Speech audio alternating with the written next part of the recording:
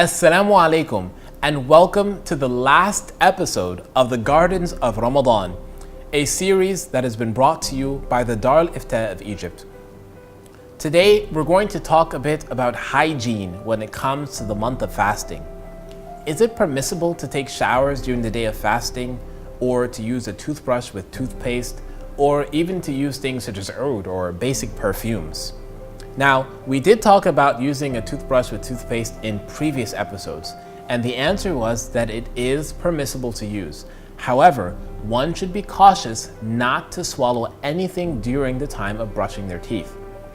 Now, when it comes to using perfume, there's absolutely no harm in it, and in fact, it can be a way of gaining reward, as when things are beautiful and people around you smell that beautiful scent, it can be a way for them also to get into the mood for the month of Ramadan, or the aspect of prayer, etc. However, when it comes to the concept of using a shower during the time of fasting, while there is absolutely no problem doing so, again, one just needs to be cautious that they do not swallow water during the time of their shower. Now, moving over to the next topic, a person asks, what do I do with my children?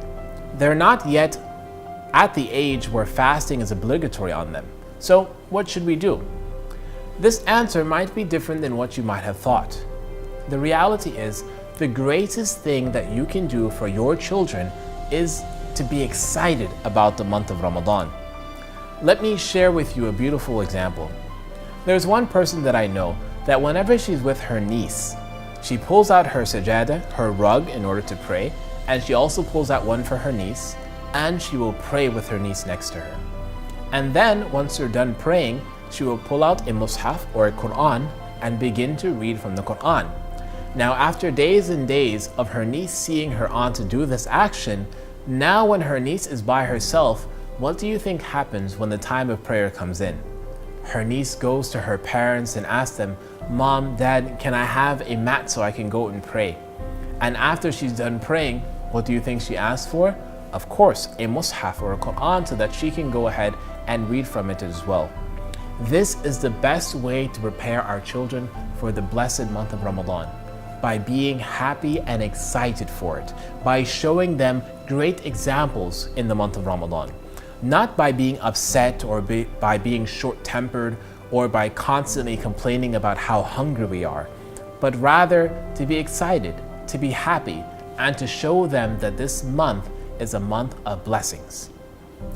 Now it's time for our takeaway, a little bit of homework for you in these last few days before Ramadan, to make our lips moist with the remembrance of God by saying certain litanies like La ilaha illallah, or that the beautiful blessings be sent upon our Prophet Muhammad, may God's peace and blessings be upon him. Or simply by saying things such as Allahumma ghfirli, that we ask God to forgive us. These various litanies and these various things are statements that we can make in these last final days, so that when we come into the month of Ramadan, our hearts are ready to accept it. And so we ask Allah subhanahu wa ta'ala to accept from us, and to allow us to see this blessed month of Ramadan, and to allow it to be a month of forgiveness. And until our next series, and until the next time that I see you, may God bless you, and Assalamu alaikum.